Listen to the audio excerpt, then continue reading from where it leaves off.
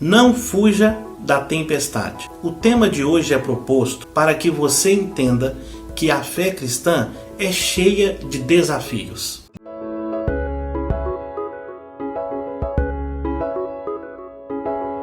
E não são desafios de agora. Os desafios que vamos falar são desafios que sondaram os nossos primeiros pais na fé e veio percorrendo a história até os dias de hoje. Até hoje, milhões de pessoas ainda não compreendem o significado da ressurreição de Jesus. Inclusive, ainda duvida como naquele tempo que realmente a ressurreição de Jesus aconteceu. Mas não se desespere, que hoje vou te mostrar que esta foi uma dúvida que foi exposta há mais de 2000 anos atrás e foi esclarecida com grande louvor. E gostaria de te convidar a permanecer comigo e juntos veremos a mudança que o Espírito Santo de Deus pode fazer em sua vida. Por que os mortos são ressuscitados?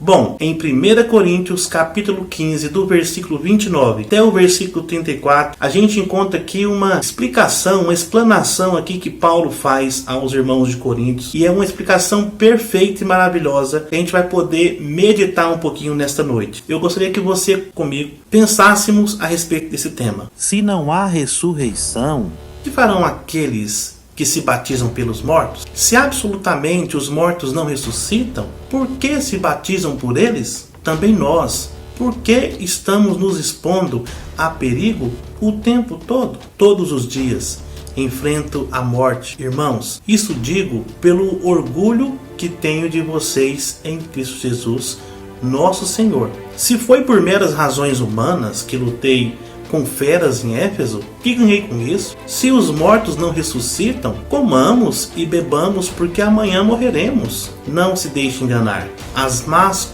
companhias corrompem os bons costumes. Como justos, recuperem o bom senso e parem de pecar, pois há alguns que não têm conhecimento de Deus.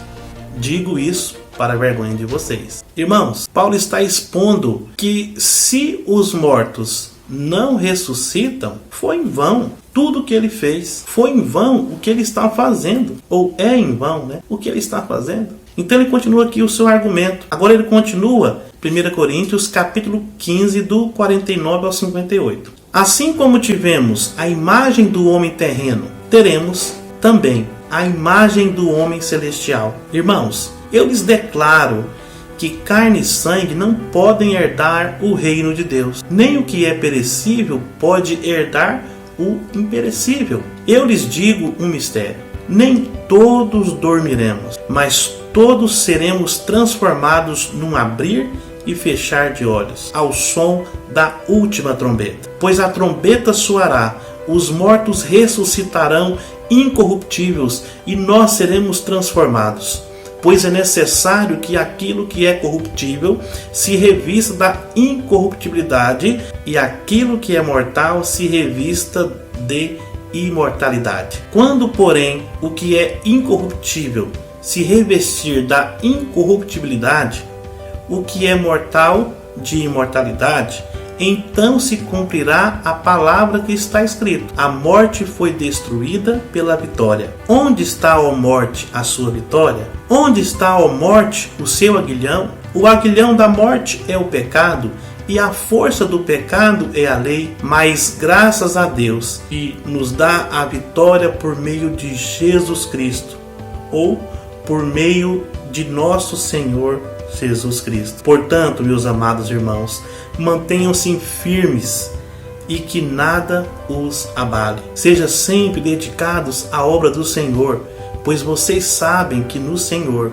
o trabalho de vocês não será inútil. Irmãos, a ressurreição do corpo humano é um acontecimento para o futuro com consequências sérias para a nossa vida hoje. Se a ressurreição ela não existe, podemos esquecer o futuro e viver como bem entendemos. Paulo, ele cita aqui alguns exemplos, testemunhos que ele passou, e ele falou: se a ressurreição não existe, é inútil tudo o que eu fiz por causa de Cristo. Todos aqueles que vivem para Jesus, eles sabem que a ressurreição existe. existe. Mas hoje, com tantas pessoas colocando à prova a nossa fé, como que vamos saber se realmente essas coisas aconteceram? Primeiramente, para a nossa fé que nós temos em Jesus, e depois, porque está escrito, está testemunhado pela palavra de Deus, que é a verdade. Mas muitas pessoas duvidam disso, e às vezes a sua fé tem sido atacada, tem sido destruída por pessoas que duvidam e colocam à prova essas coisas. E você fica sem saber o que fazer.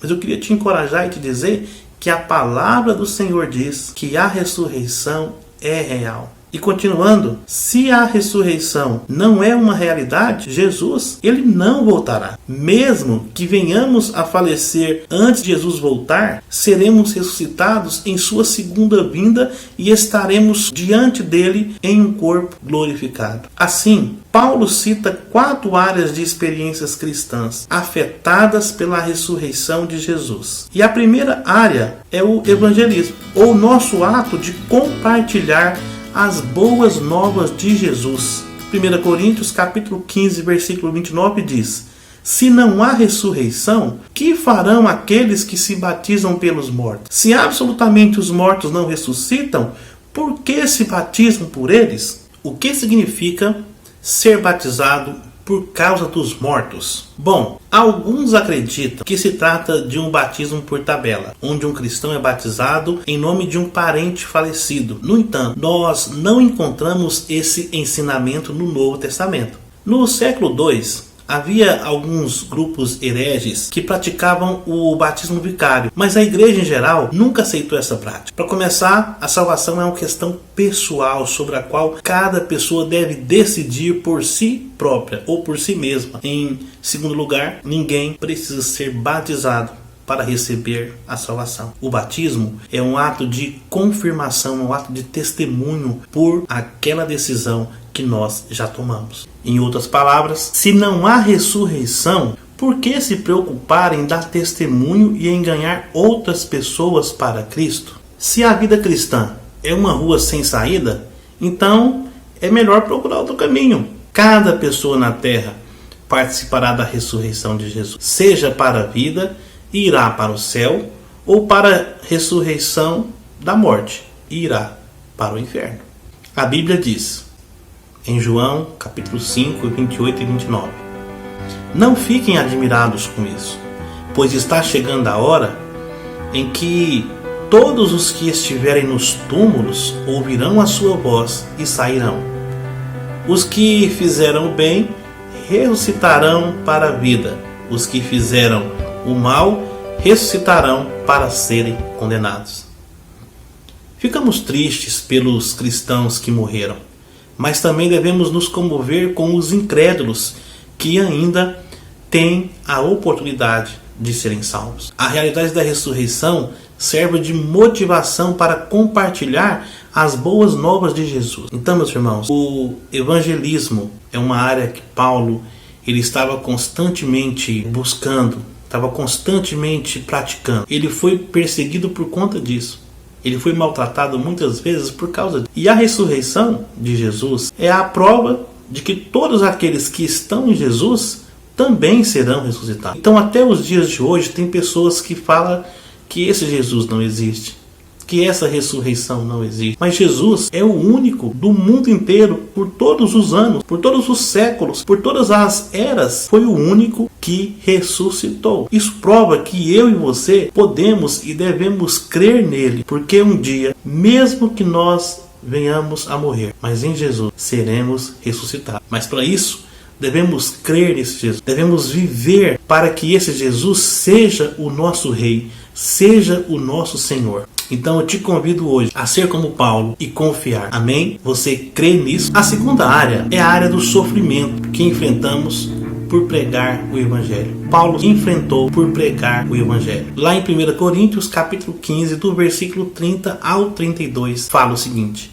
também nós, por que estamos nos expondo a perigos o tempo todo?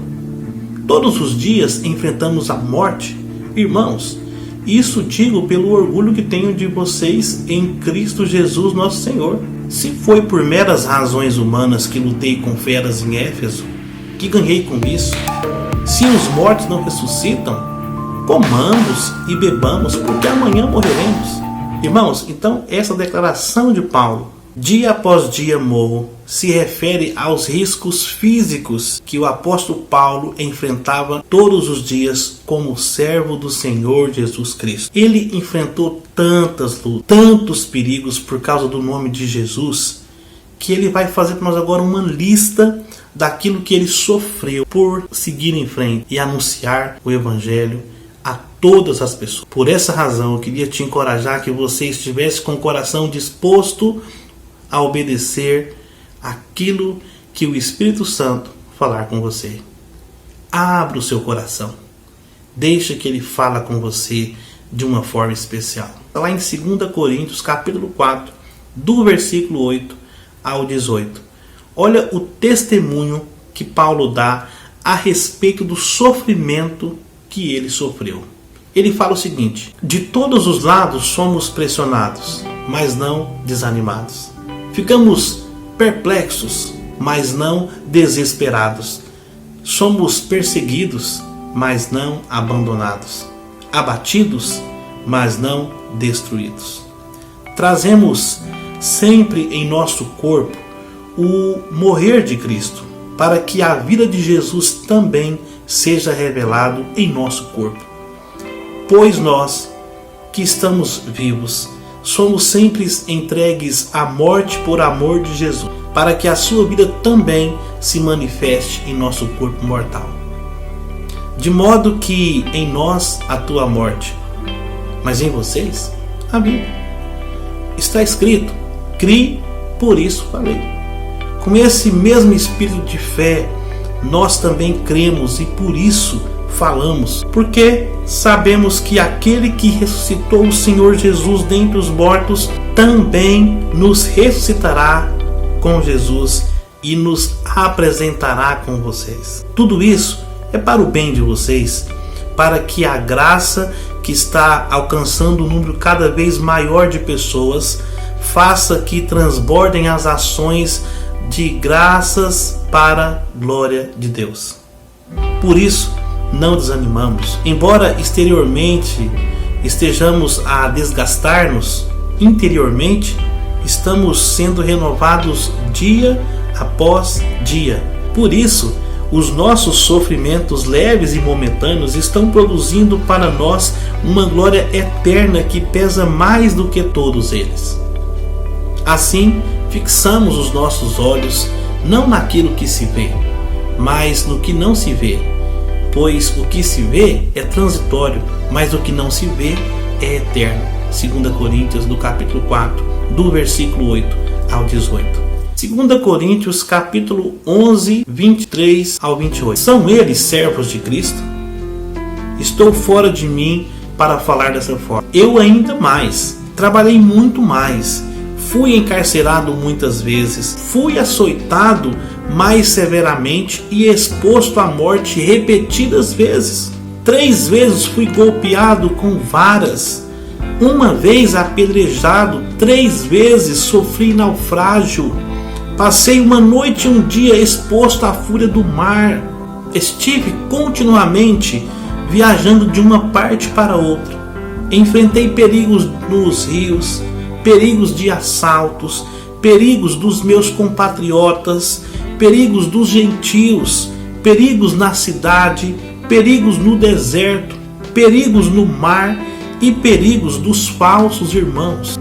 Trabalhei arduamente, muitas vezes fiquei sem dormir, passei fome e sede, e muitas vezes fiquei em jejum, suportei frio e nudez.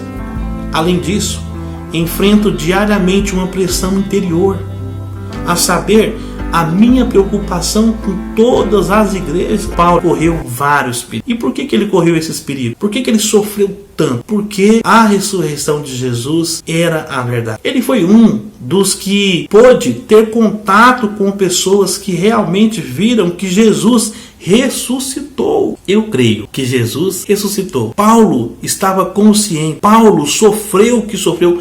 Não só ele. Se você for ler a palavra de Deus, todas as pessoas que estão pregando o evangelho, eles creram arduamente ou fielmente e trabalharam com isso arduamente, porque eles sabiam que aquilo que eles estavam pregando era a única verdade. E eles colocaram a sua vida nisso. Por isso que Paulo testemunha aqui para um grupo de irmãos que está culturalmente inclinados a não crer na ressurreição. Que os mais inteligentes, pelos olhos dos homens, não criam na ressurreição. A cultura daquele país era para isso. A cultura daquela região levava a crer dessa forma. Então eu queria te desafiar aqui hoje que muitas vezes nós também, em nossa vida, em nosso cotidiano, temos tantas opiniões sobre Jesus, sobre a fé cristã, sobre a ressurreição de Jesus, e muitas vezes somos levados a crer em tantas coisas, menos em Jesus. Então neste dia eu queria te encorajar a você crer nisso. Paulo enfrentou tudo por conta da sua fé, porque ele cria, e assim como ele creu, várias pessoas creram também. E hoje você pode ser essa pessoa. E a terceira área que Paulo vai citar é a separação do pecado. Por que separação do pecado? Porque é uma área que nós tanto temos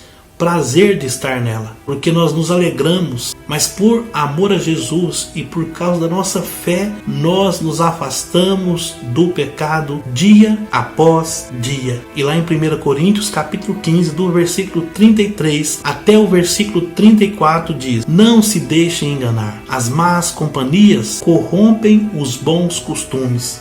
Como justos, recuperem o bom senso e parem de pecar, pois alguns há que não têm conhecimento de Deus. Digo isso para a vergonha de vocês. Se não há ressurreição, aquilo que fazemos com o nosso corpo não terá consequência futura. Em Corinto, a imoralidade era um estilo de vida. Em alguns casos, os cristãos rejeitavam o conceito da ressurreição a fim de racionalizar o pecado. A frase "as más conversações corrompem os bons costumes" parece que era uma citação de um poeta grego chamado Menander, mas sem dúvida era um ditado conhecido por todos os leitores e também por Paulo. O corpo cristão é um templo de Deus e deve ser mantido separado dos pecados do mundo. E aqui eu acho interessante que Paulo ele sempre vai estar usando a figura de linguagem que aquele povo que ele está pregando conhece, e ele sempre foi vitorioso com isso. Nos lugares aonde que ele ia, as pessoas com que ele falava, ele sempre procurava algo que fosse comum àquelas pessoas para explicar uma grande verdade de Deus. E isso aqui é uma grande verdade. Se nos associamos a companhias erradas, certamente erraremos. Por isso, devemos estar conscientes de quem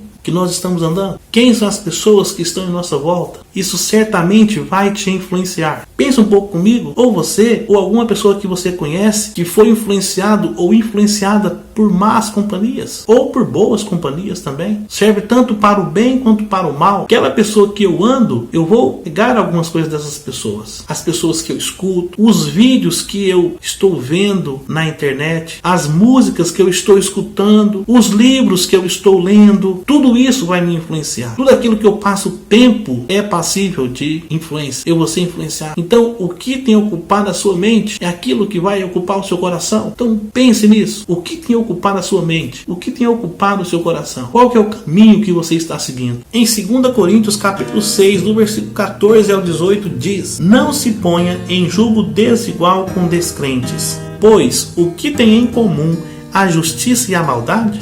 Ou que comunhão pode ter luz com as trevas? Que harmonia entre Cristo e Belial? Que há de comum entre o crente e o descrente? Que acordo há entre o templo de Deus e os ídolos? Pois somos santuários do Deus vivo. Como disse Deus: habitarei com eles e entre eles andarei. Serei o seu Deus e eles serão o meu povo. Portanto, saiam do meio deles e separem-se, diz o Senhor. Não toquem em coisas impuras, e eu os receberei, e lhes serei pai. Vocês serão meus filhos e minhas filhas, diz o Senhor Todo-Poderoso. 2 Coríntios 6, 14 a 18. Jugo era uma peça em que dois animais deveriam ter o mesmo porte para carregar uma carroça, para os 2 ou mais animais levarem ali uma carroça, ou o peso, ou a carga dessa carroça. Só que geralmente quando ia colocar esse jugo, colocava um em cada animal, o jugo ele tinha que ser colocado em animais do mesmo porte, porque senão, se colocasse em animais com portes diferentes, um levaria mais o peso do que o outro. Então por isso que deveria ser colocado em 2 animais do mesmo porte, para que os 2 dividissem ali o mesmo peso. Assim também a nossa fé cristã, devemos nos associar a pessoas que têm esse mesmo porte ou esta mesma fé. Quando nos colocamos em jugo desigual, vamos ter algum problema. Por isso, devemos ter cuidado com quem estamos andando, assistindo, ou daquilo que tem enchido nosso coração. Porque se for coisas que não edificam a nossa fé, nós vamos ter problema. Ou, em especial, você vai ter problema. O cristão que se mostra condescendente com o pecado, não é capaz de testemunhar aos perdidos ao seu redor. Aqueles que ainda não têm conhecimento de Deus. Nosso dever é viver em santidade, é nos purificar, é nos moldar a Cristo a cada momento. É deixar que Jesus tome conta dos nossos pensamentos, das nossas ações. É que Ele nos ensine a viver um novo dia com Ele a cada momento, nos dando um novo viver. Assim, podemos entrar na 4ª e última área que Paulo cita, que é a morte.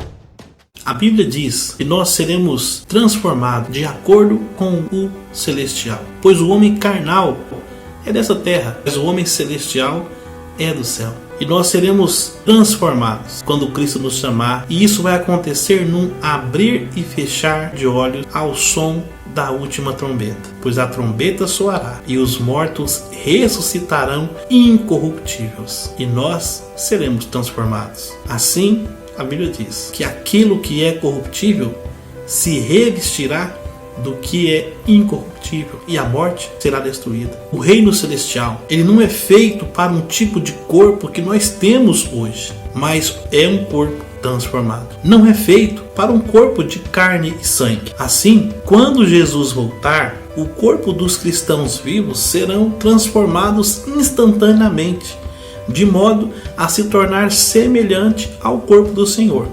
E os cristãos que faleceram serão ressuscitados com um corpo glorificado. Nosso novo corpo não estará sujeito à decomposição nem à morte. Em 1 João capítulo 3, do versículo 1 ao 3 diz: Veja como é grande o amor que o Pai nos concedeu, que fôssemos chamados filhos de Deus, e que de fato somos.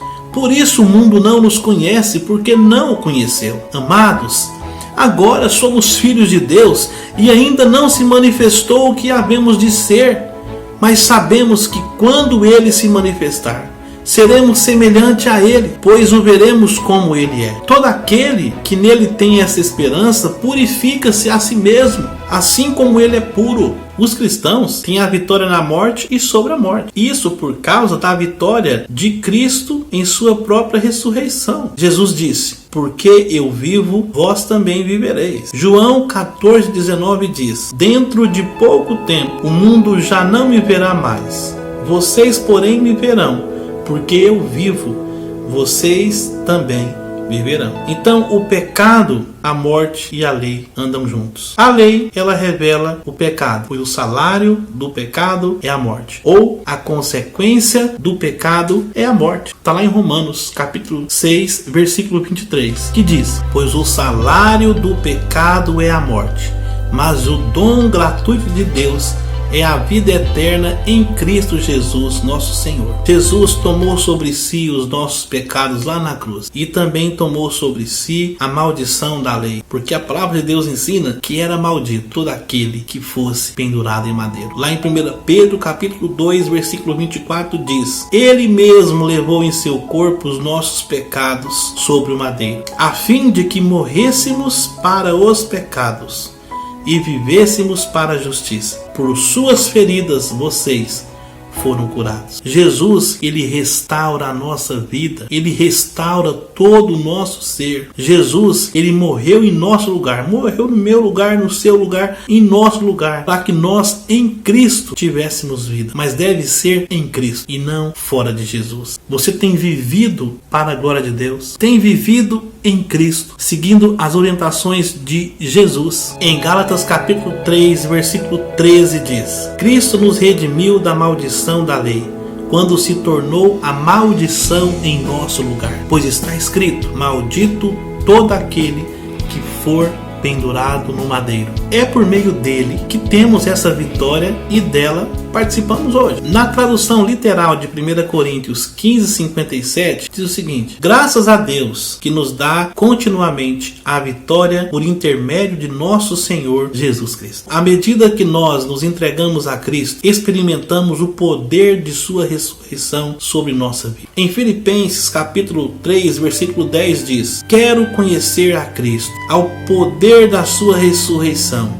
e a participação em seu sofrimento, tornando-me com ele em sua morte. Em 1 Coríntios capítulo 15, versículo 58, Paulo entoa um hino de louvor ao Senhor e faz sua admoestação final à igreja. Ele diz: portanto, meus amados irmãos, mantenham-se firmes e que nada os abale. Sejam sempre dedicados à obra do Senhor, pois vocês sabem que no Senhor o trabalho de vocês não será inútil. Tudo que fazemos para Jesus, isso nunca será em vão. A morte é algo que a maioria das pessoas tem medo e não sabe o que vai ser após a morte. Mas para o cristão é um dormir temporário. Para o cristão é o momento em que ele está mais próximo de estar com o Senhor. É o momento que ele vai estar junto com Deus. Então nós não sabemos o dia e nem a hora, mas devemos estar preparados, porque a morte, ela é uma realidade. Muitas pessoas, e às vezes é você, que não tem certeza da sua salvação. Mas nesse momento eu gostaria de te encorajar a você pensar um pouquinho sobre como têm sido os seus dias, e se estão sendo dedicados ao Senhor, se Ele tem sido seu Deus, se Ele tem sido seu Senhor. Então hoje é o momento que você pode refletir sobre isso. Como você está andando? Como tem sido os seus dias? Para encerrar esse vídeo, eu gostaria de te falar que os mortos são ressuscitados, porque Jesus, ele ressuscitou. Não fuja das tempestades da vida. Não fuja dos desafios. Nós passamos por lutas todos os dias, mas que isso não venha ser o motivo de nos afastarmos dos caminhos do Senhor. As lutas fazem parte do dia a dia de um cristão, mas a fé deve permanecer inabalável. Se a sua fé hoje ela está abalada, renove a sua fé no Senhor. Não deixe que as situações da vida tirem a sua fé. Pelo contrário, a renova, a fortaleça. Estamos passando por uma crise mundial. Não deixa que essa crise venha abalar a sua fé. Pelo contrário, agora é o momento de você ficar mais perto de Deus, mais perto do Senhor, sabendo que Cristo ressuscitou, sabendo que tudo que nós fazemos em Jesus, em Deus, não é em vão. Então vamos continuar fazendo a obra do Senhor, continuar fazendo aquilo que Ele nos chamou. Não vamos parar, não vamos nos calar, vamos orar, vamos pregar as boas notícias, pois Jesus é conosco. Então nesse dia eu gostaria de desafiar você: não fugir das tempestades que você vai enfrentar. Aonde quer que você vá, não fuja. Antes confia, antes busque ao Senhor em todos os momentos, que Ele é o seu Deus. E essa semana eu quero desafiar você a pensar em uma situação que você pensou em desistir, que você pensou em sumir do mapa ou em fugir em um momento de turbulência, de tempestade. Eu queria dizer a você que você buscasse o Senhor sobre esse assunto. Ore, busque diante de Deus, e Deus certamente vai estar te dando uma direção segura, um caminho certo a seguir, e certamente isso vai ser uma vitória sobre a sua vida. Eu queria dizer para vocês que nós sempre vamos enfrentar dificuldades ou tempestades. Cada momento vai ser uma tempestade diferente, mas o bom disso tudo, nosso Deus nunca muda. E a palavra de Deus, ela afirma que Deus cuida de todo aquele que nele crê. Até os que não creem, Deus cuida. Mas Deus, em especial, Ele cuida daqueles que andam com Ele, do seu povo. Então aqui, meus queridos, eu vou encerrando essa palavra. Queria dizer para vocês que foi muito bom estar com vocês nesse momento. Queria te convidar hoje a fazer parte do povo de Deus. E se você não é, que você possa ser o povo de Deus. Eu te convido a estar comentando aqui, aonde quer que esse vídeo esteja, que nós queremos orar por sua vida e que Deus abençoe grandemente sobre você, sobre sua família e sobre todos que o cercam. E um conselho: sempre busque ao Senhor, sempre ande em seus caminhos. Em Cristo, quem fala com vocês é o pastor Sérgio Lira. Um forte abraço e até mais.